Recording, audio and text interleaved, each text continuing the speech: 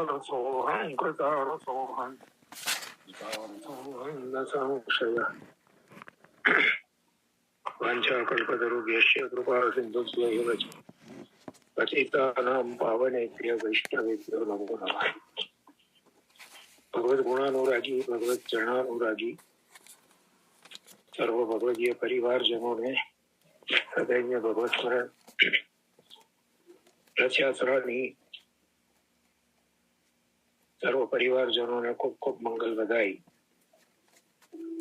તુષારભાઈ, તમને વિનંતી છે આજે સતત હાજર રહેજો, કારણ કે પેલા ભાઈ છે નહીં.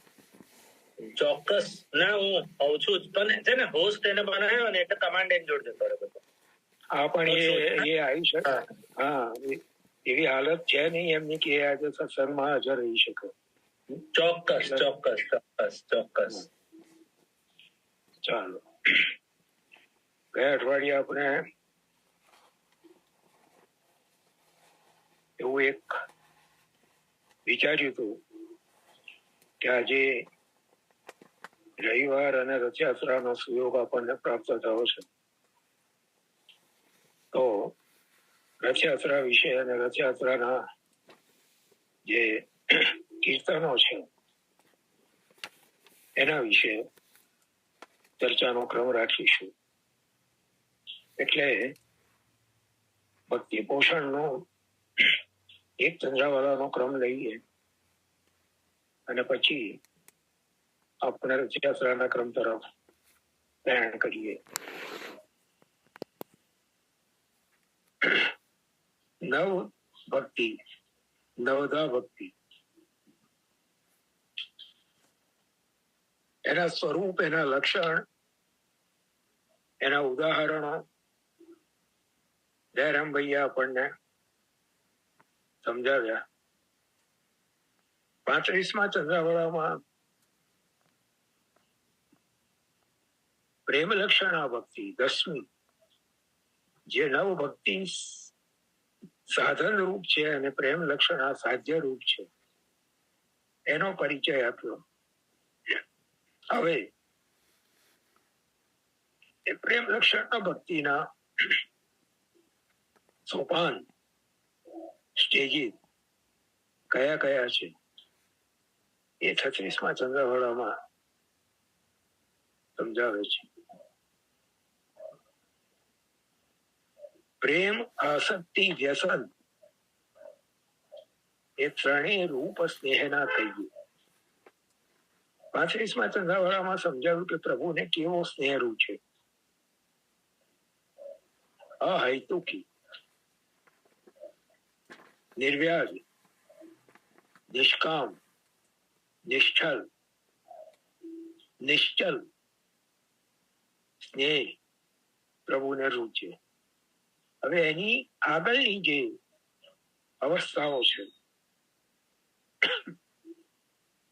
તત્વાર્થદીપ નિબંધના સર્વનિર્ણય પ્રકરણમાં શ્રીમદ આચાર્ય ચરણોએ આ અવસ્થાઓ ખૂબ સુંદર રીતે સમજાવી છે.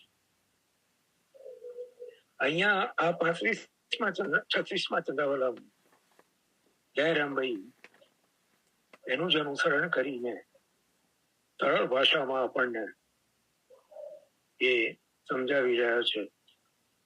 પ્રેમ, આસક્તિ, વ્યસન એ ત્રણેય રૂપ સ્નેહના કહીએ. તે ઉપર ચોથી તન્મયતા, તે થકી કઈ ન કહીએ. કહીએ પ્રેમનું લક્ષણ એ 4 સોપાન, 4 પગથિયા બતાવ્યા. પ્રેમ, આસક્તિ, વ્યસન અને તન્મયતા ઉત્તરોત્તર વધતા જાય. હવે એ ચારેયના લક્ષણ શું છે ખબર કેવી રીતે પડે? પ્રેમ કોને કહેવાય, આસક્તિ કોને કહેવાય, વ્યસન કોને કહેવાય? ભક્તિ વર્ધિનીમાં શ્રી આચાર્ય ચરણોએ બહુ સુંદર રીતે નિરૂપણ કરેલું જ છે. કહીએ પ્રેમનું લક્ષણ એ જ્યારે મળે ત્યારે તેનો તે સ્નેહ, વિયોગ થાય ત્યારે તપે તન, ત્યાંનું ત્યાં વળગ્યું રે મન. તેવો શ્રી કૃષ્ણ કૃપા. પ્રેમનું લક્ષણ બતાવ્યું. પ્રેમ, આસક્તિ ને વ્યસન એ ત્રણેય સ્વરૂપ સ્નેહના જાણવા, અને એ ઉપરાંત સ્નેહની ચોથી અવસ્થા એ તન્મયતા છે. તેનાથી પર સ્નેહની બીજી કોઈ અવસ્થા નથી. એમાં પ્રેમનું લક્ષણ એ છે કે જ્યારે પોતાનું પ્રેમ પાત્ર મળે ત્યારે એનો એ પૂર્વ જેવો જ સ્નેહ કાયમ હોય છે. અને જ્યાં પ્રેમ પાત્રનો વિયોગ થયો કે તરત જ પ્રેમીનું શરીર તપી ઉઠે છે અને પોતાનું મન દૂર ગયેલા પ્રેમાસ્પદ પ્રિયતમમાં જ વળગેલું રહે છે. માટે કૃપાળુ શ્રી કૃષ્ણની સેવા કરો. 35મા ચંદ્રાવળામાં કવિએ પ્રીતિ એટલે કે સ્નેહનું નિરૂપણ કર્યું. હવે એ સ્નેહના ત્રણ સ્વરૂપ, પ્રેમ, આસક્તિ અને વ્યસન. અને ચોથું લક્ષણ એ છે કે પ્રેમી ભક્તે પોતાના પ્રેમાસ્પદમાં તલ્લીન તદરૂપ બની જવું, એ તન્મયતા. એમ 4 લક્ષણ સ્નેહના છે. એ પૈકી પ્રથમ પગથિયા રૂપ અવસ્થા પ્રેમનું નિરૂપણ કરતા કવિશ્રી જણાવે છે કે જ્યારે પોતાના પ્રેમ પાત્ર પ્રભુનો મિલાપ થાય ત્યારે એનો એ પ્રથમના જેવો જ સ્નેહ પ્રગટ થાય. સ્નેહમાં જરાય ખામી ના જણાય, અર્થાત હંમેશા એક સરખો. તેને સંસ્કૃતમાં કહે છે તૈલ ધારાવત.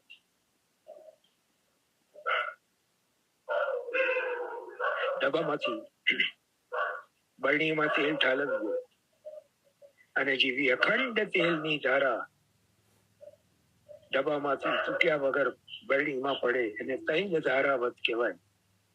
એવો સ્નેહ પ્રભુમાં રે અને પ્રેમ પાત્ર પ્રભુ એક ક્ષણ પણ જો દૂર જાય તો એમનો વિયોગ સહન ન કરી શકાય.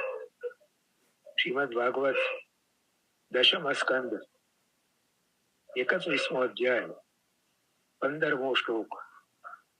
આ છે શ્રી ગોપી ગીત. પ્રેમી ભક્ત શ્રી ગોપિકાઓ કહે છે, અતતિ યદ ભવાન અન્નિકાનનમ ત્રુટે યુગાયતે ત્વામ પશ્યતામ. આપ જ્યારે દિવસે જંગલમાં ફરો છો ત્યારે એક ક્ષણ પણ અમારે એક યુગના બરાબર થાય છે, કેમ કે એ વખતે આપણા દર્શન થતા નથી. આ પ્રમાણે વિરહ જરાય સહન કરી શકાય નહીં. વિરહ થતા મહર્ષિ નારદજી 19મા સૂત્રમાં કહે છે, તદ વિસ્મરણે પરમ વ્યાકુલતા. ભગવાનનું જરા પણ વિસ્મરણ થાય તો પરમ વ્યાકુલ બની જવાય, હૃદયમાં તાપ ક્લેશ થઈ આવે અને પ્રેમાસ્પદ પ્રભુ ક્યારે મળશે એમ શ્રી હરિમાં સતત મન વળગ્યું રહે. એનું નામ જ પ્રેમ. માટે પ્રેમાસ્પદ પ્રિયતમ કૃપાલુ શ્રી કૃષ્ણની સેવા કરો. હવે પછીના 37મા ચંદ્રાવળા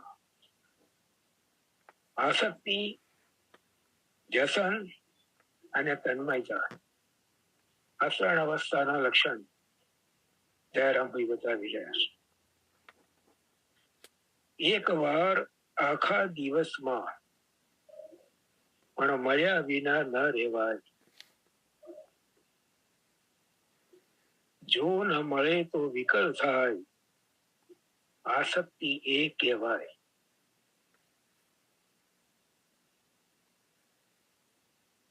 ત્યાં ભક્તિ વર્ષી વિમાશ્યાચાર્ય ચરણો કહ્યું, આસક્ત્યા સ્યાદ ગૃહા રુચિ. ઘરમાં રુચિ થાય. મને ગમતું નથી રે ભવનમાં જે ગાયું છે એ આ આસક્તિનું લક્ષણ ભક્તિ વર્ધીમાં શ્રી આચાર્ય ચરણોએ બતાવ્યું. અહીંયા દયારામભાઈ પોતાના પ્રેમાસ્પદના સંબંધમાં આસક્તિનું લક્ષણ બતાવે છે કે આખા દિવસમાં એક વાર પણ મળ્યા વિના ના રહેવાય. જો ન મળે તો વિકલ થાય. આસક્તિ એ કહેવાય એ વ્યસન. આવું જ્યારે થાય સામા સામી હૃદય વિધાય. એક તરફ નહીં, બંને તરફ, પ્રેમી અને પ્રેમાસ્પદ બંનેના હૃદય એકબીજા માટે વિધાય એ વ્યસન. ગજ્જના ધાવન ની આ અવસ્થા જેને આપણે કલાત્મક નિરોધ કહીએ છીએ. શ્રી નવનીતલાલજી પણ ગજ્જન ધાવન વિના રહી નથી શકતા અને ગજ્જન ધાવન શ્રી નવનીતલાલજી વિના નથી રહી શકતા. કહેવાય એ વ્યસન આવું જ્યારે થાય સામા સામી હૃદય વિધાય. અને ચોથી જે અવસ્થા તન્મયતા, તન્મયતા તે મૃત્યુ સમાન. એ ચારે આવે આપે હરિદાન. તન્મયતા મૃત્યુના બરાબર, મૃત્યુના ઠેઠ નજીકની અવસ્થા એ તન્મયતા. પણ આ ચારે ક્યારે પ્રાપ્ત થાય? આપે હરિદાન. પ્રભુ કૃપા કરે. એ દયારામભાઈની ફરી સ્મરણ કરીએ. એરે મંડાણનું મૂળ હરી ઈચ્છા. કૃપા વિના સિદ્ધિ ન થાય.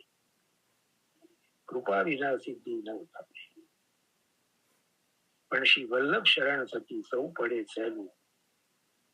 એમ દૈવી જન પ્રત્યે દયો ભાઈ. અહીંયા શ્રી વલ્લભ શરણ થકી સૌ પડે સહેલું, એનો અર્થ શું સમજાય? કે આ સ્થિતિ પહોંચવા માટે ભગવત કૃપા જે જોઈએ એને પ્રાપ્ત કરવાના ઉપાય આચાર્ય ચરણો પોતાના ગ્રંથોમાં, જેમ ભક્તિ વર્ધિનીમાં બતાવ્યા, સિદ્ધાંત મુક્તાવલીમાં બતાવ્યા, વિવેક ધૈર્યાશ્રયમાં બતાવ્યા, અંતઃકરણ પ્રબોધમાં બતાવ્યા, એનું શરણ લઈએ, એને સમજીએ, એને હૃદયારૂઢ કરીએ ને એનું અનુસરણ કરીએ, ત્યારે એના ફલ રૂપે પ્રભુની કૃપા અવશ્ય પ્રાપ્ત થાય. અને એ કૃપાના બળથી આ અવસ્થાઓનું દાન જીવને પ્રાપ્ત થઈ શકે. આનું વિવરણ અને અર્થ આપણે આવતા અઠવાડિયા માટે રાખીએ છીએ. આપણું રથયાત્રાના સંબંધિત ક્રમને હાથ ઉપર લઈએ. ગયા અઠવાડિયે થોડી ચર્ચા આપણે કરી હતી.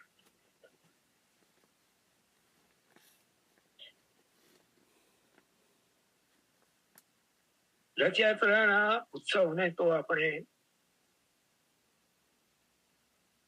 ખૂબ ઉત્સાહપૂર્વક યાદ કરીએ છીએ, ઉમળકાભેર મનાવીએ છીએ. પણ આજના દિવસે સંપ્રદાયની એક બીજી અતિ મહત્વપૂર્ણ ઘટના છે, જેને લગભગ આપણે બધા ભૂલી જઈએ છીએ. કદાચ આપણને ધ્યાન પણ નથી. આજના દિવસે સંવત 1587 કાશીમાં હનુમાન ઘાટ ઉપર શ્રીમદ આચાર્ય ચરણોએ આસુર વ્યામોહ લીલા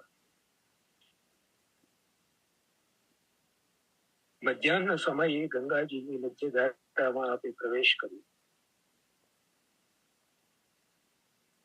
ગંગાજીની ધારામાંથી એક તેજનો પુંજ સ્તંભની જેમ ઉપર ઉઠ્યો, આકાશ સૂર્યમંડળ સુધી પહોંચ્યો, સૂર્યમંડળમાં વિલીન થઈ ગયો અને એ તેજ પુંજમાં બિરાજીને શ્રી વલ્લભ સ્વધામ પધાર્યા. આ અતિ મહત્વપૂર્ણ ઘટના પણ આજના દિવસે જ બની છે. અને એક ઠેકાણે એવું વાંચ્યું છે, એનું પ્રમાણ છે કે એની ખબર નથી, પણ કોઈ ઠેકાણે એવું વાંચ્યું કે આજે પ્રભુ શ્વેત વસ્ત્ર આ કારણથી ધરે છે અને સાંજે રથમાં આરતી થયા પછી પ્રભુ ભીતર વિજય કરી જાય ત્યાર પછી રથની છત્રી વળી થઈ જાય છે. એનું પણ આ જ કારણ બતાવવામાં આવે છે. એનું ભાવાત્મક લીલાત્મક જે સ્વરૂપ છે એની ચર્ચા આપણે જયારે કીર્તનનો ક્રમ લઈએ ત્યારે કરવાના છીએ. પણ આ એક આજની આ અતિ મહત્વપૂર્ણ ઘટનાનું સ્મરણ કરાવનારો પ્રકાર આપણા સેવા ક્રમમાં આપણને દ્રષ્ટિગોચર થાય છે.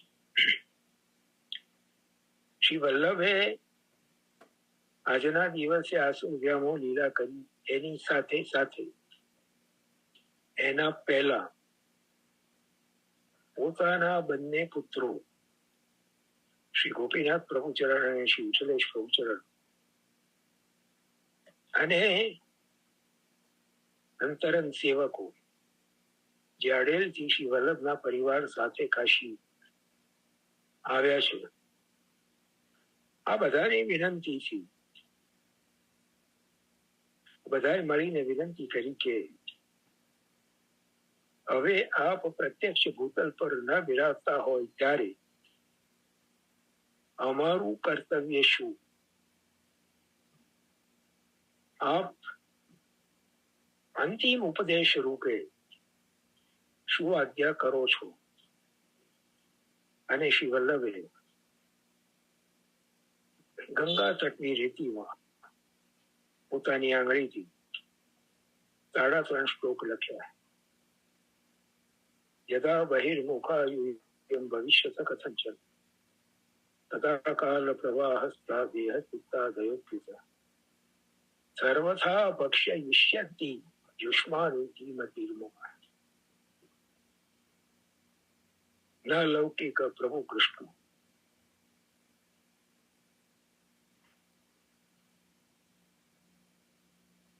આ 3.5 શ્લોક જેને શિક્ષા શ્લોકીના નામથી સંપ્રદાયમાં ઓળખવામાં આવે છે, અને એમાં 1.5 શ્લોક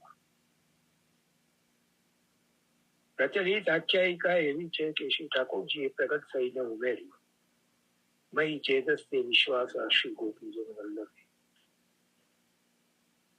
પૂજ્યપાદ સરકારશ્રી આજ્ઞા કરે છે કે આ વાત સ્વીકારી શકાય એમ નથી. જો એમ કહીએ કે ત્યાં શ્રી વલ્લભ બિરાજમાન છે ને શ્રી ઠાકોરજી પ્રગટ થયા,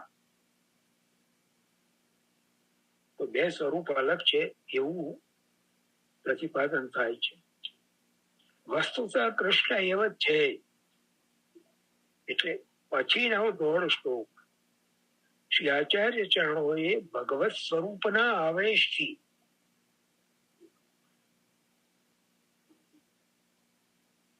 પ્રગટ કર્યું છે. આ શિક્ષા શ્લોક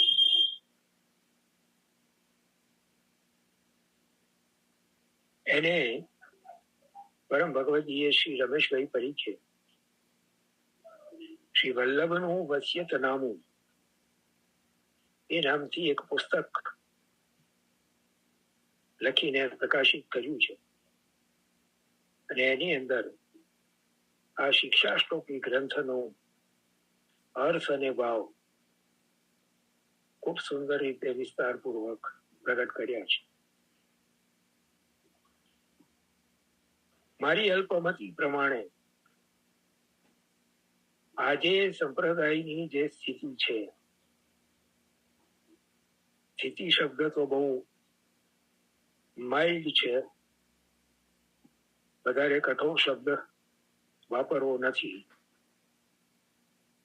આપ સૌ જાણો છો આજની સંપ્રદાયની પ્રવર્તમાન સ્થિતિમાં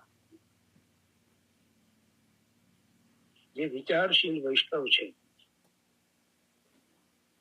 જેને શ્રી વલ્લભની કૃપાથી માર્ગના સ્વરૂપનું, શ્રી વલ્લભના સિદ્ધાંતોનું થોડું ઘણું જ્ઞાન છે, એને અવશ્ય સંતાપ થતો હોવો જ જોઈએ. અને એ સ્થિતિમાં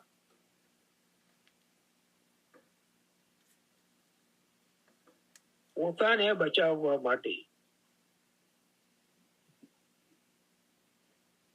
ઘંટી ફરે,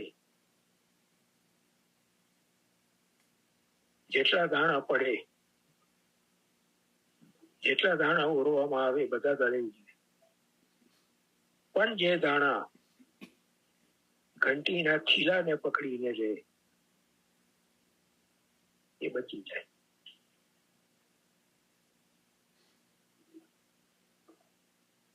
આગળ ભક્તિ પોષણમાં એ સંબંધનો એક ચંદ્રાવાલા આવવાનો છે.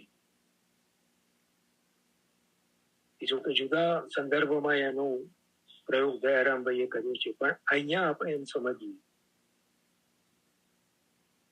શ્રી વલ્લભના સિદ્ધાંત રૂપી ખીલાને જો પકડીને રહીશું તો ઘંટી ગમે એટલા જોરથી ફરતી હશે, બીજા ગમે એટલા દાણા એમાં પડીને દળાતા હશે, પણ આપણે બચીશું.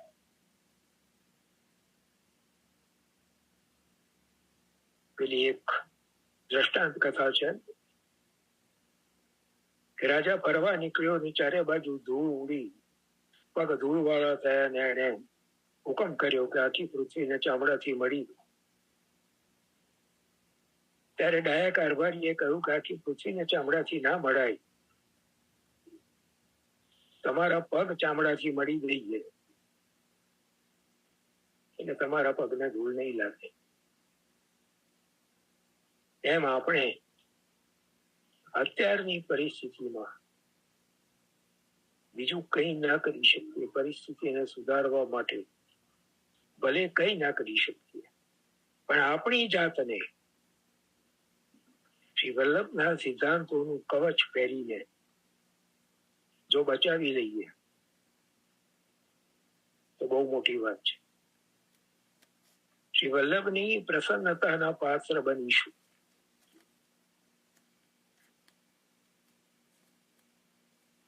कहने को बहुत कुछ था अगर कहने पे आते, पर कुछ कहने पे तूफान उठा लेती है ये दुनिया, એટલે કશું વધારે કહેતો નથી. પણ આ શિક્ષા શ્લોકી ગ્રંથને કદાચ 16 ગ્રંથનો જયારે ક્રમ મુરબ્બી જયંતિ કાકાએ જયારે લીધો બુધવારના ક્રમમાં, ત્યારે એમાં શિક્ષા શ્લોકીનો પણ સમાવેશ થયો હશે, મને ખ્યાલ નથી. સામાન્ય રીતે થતો હોય છે, સાંભળ્યું હશે તમે, પણ એનું મહત્વ શું છે એને થોડું સમજવાનો પ્રયત્ન કરીએ. બીજું બધું છોડીને આપણી જાતને શ્રી વલ્લભના સિદ્ધાંતોનું કવચ પહેરીને, શ્રી વલ્લભે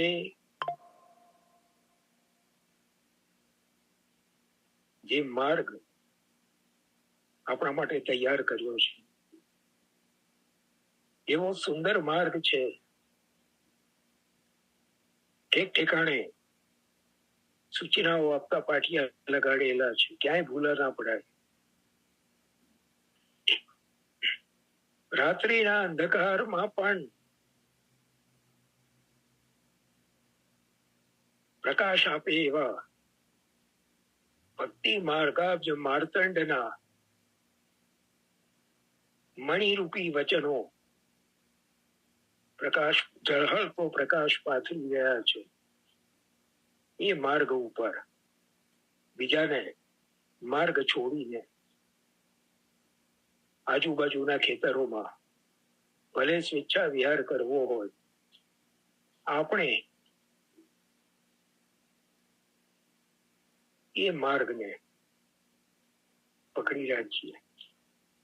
એ માર્ગ ઉપર ભલે ધીમે ધીમે આગળ વધતા રહીએ. મારી અલ્પમતી પ્રમાણે શ્રી વલ્લભના કૃપા પાત્ર અવશ્ય બનીશું. એટલે આજના દિવસનો જે આ ભૂલાઈ ગયેલું મહત્વ છે એના વિશે થોડુંક પ્રસ્તુતિ આપની આગળ કરી છે. પછી તો શેષ ભગવદ ઈચ્છા. હા, થોડી વાતો બીજી રથયાત્રાથી સંબંધિત. નાથદ્વારામાં શ્રીનાથ સેવા રસોબધી જે શ્રી ગોવર્ધનધરની સેવા પ્રણાલીનો ગ્રંથ છે એના અનુસાર નાથદ્વારામાં શ્રીજી 1.25 લાખ કેરી આજના દિવસે પણ આરોગે છે. બીજના લાડુ, અંકુરી પનો, આ બધી સામગ્રી ભોગમાં આવે છે. જગન્નાથપુરીમાં 1545માં શ્રી વલ્લભે શાસ્ત્રાર્થમાં વિજય પ્રાપ્ત કર્યો. એકો દેવો દેવકી પુત્ર એવ એકમ શાસ્ત્રમ દેવકી પુત્ર ગીતમ એકો દેવો દેવકી પુત્ર એવ, એ જે આજ્ઞા શ્રી જગન્નાથજીએ કરી અને એ સમયે જગન્નાથજીએ પ્રસન્ન થઈ પોતાના સેવા શૃંગારની આજ્ઞા કરી અને વલ્લભ પાસે 3 વસ્તુ માંગી.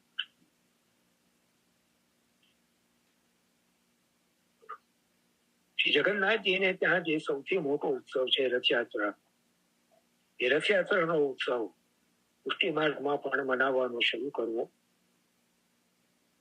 જગન્નાથજીને ત્યાં ઠાકોરજી એકાદશી વ્રત નથી કરતા તો શ્રીનાથજી પણ એકાદશી વ્રત ના કરે. અને શ્રી જગન્નાથજીને ત્યાં શાક ઢોકરી વિશેષ પ્રમાણમાં આરોગાવાય છે તો શ્રીજી પણ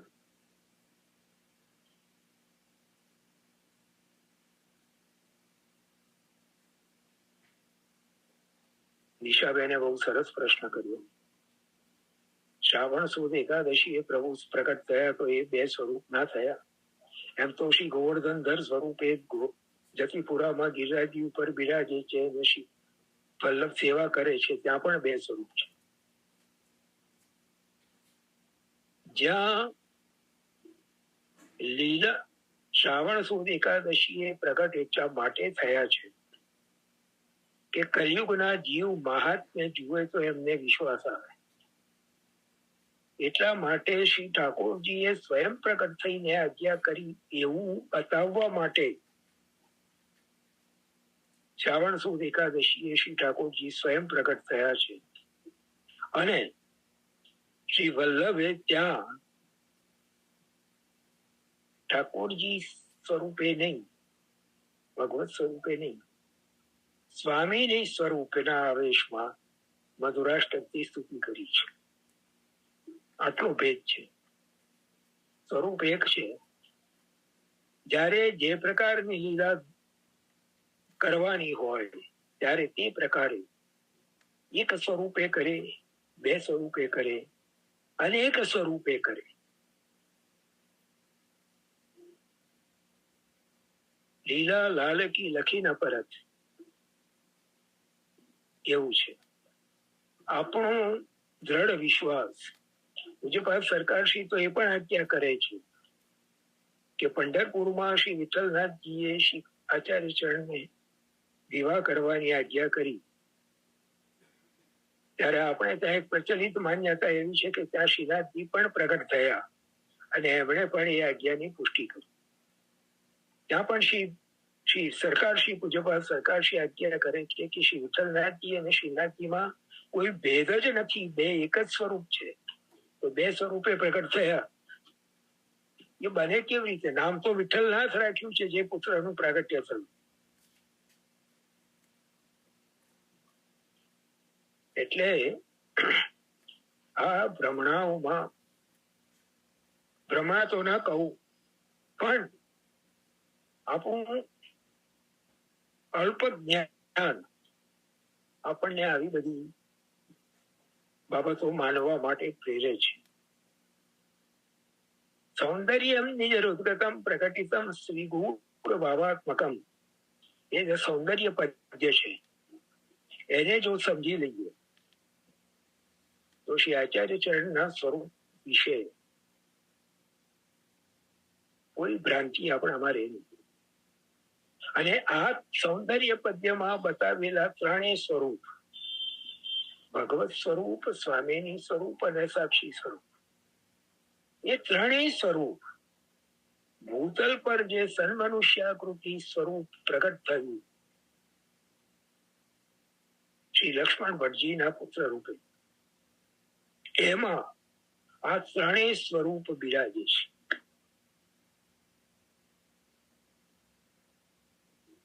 પ્રગટ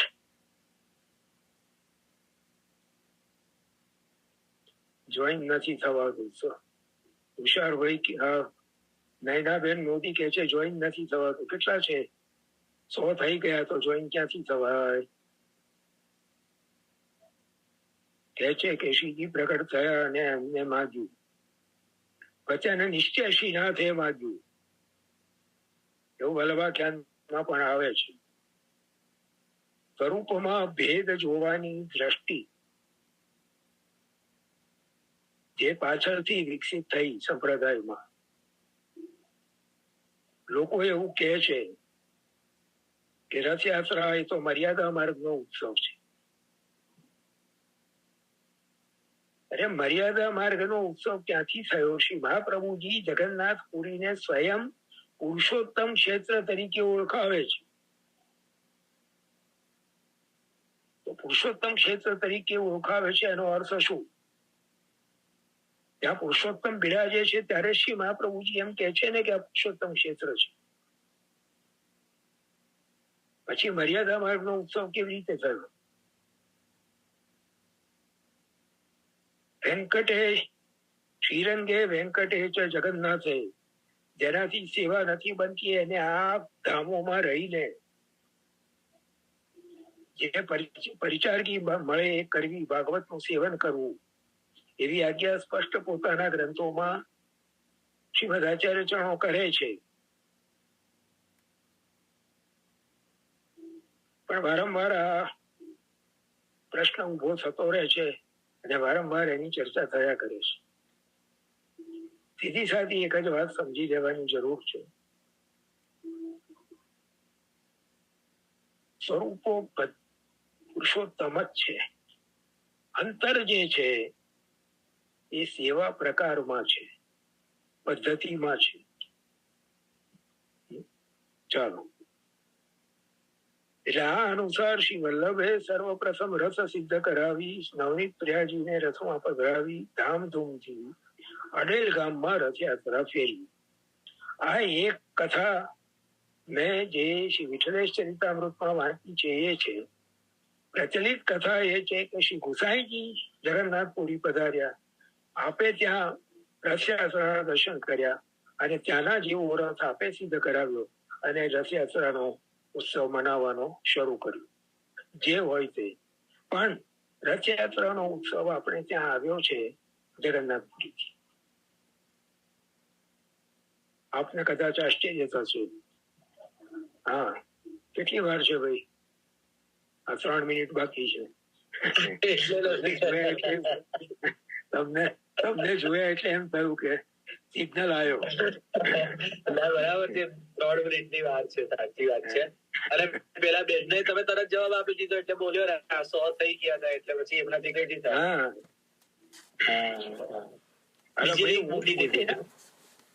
હું પોતે 8:58 ચાલુ કરી દઉં છું. એટલે મારે એ પ્રોબ્લેમ થાય છે કે મારે 9 વાગે હું બધાને કનેક્ટ કરું તો એટલા બધા હેવી લોડ હોય ને એટલે તરત બધા ના થાય. એટલે બધાને એવું થાય કે સારું કહું એવું થાય છે. પણ હવે બધા રિક્વેસ્ટ 60-70 જણની એક સામટી આવી ગઈ હોય ને એટલે હું 2 મિનિટ પહેલા હું પોતે ચાલુ કરી જ દઉં છું. ગાડી ઉપડવાના ટાઈમે દોડીને ગાડી પકડવી, સામાન વ્યવસ્થિત ગોઠવીને આપણી જગ્યાએ બેસી જવું, એ ડાપણનું કામ કહેવાય કે નહીં? બિલકુલ બિલકુલ સાચી વાત છે. બિલકુલ. ચાલો ચાર ખેલ, ચાર ભોગ બ્રજભક્તોના ઘરે ઘરે પધારી મનોરથ પૂર્ણ કરે છે, એ એનો ભાવ છે. ગયા અઠવાડિયે પણ આ વાત આપણે કરી હતી.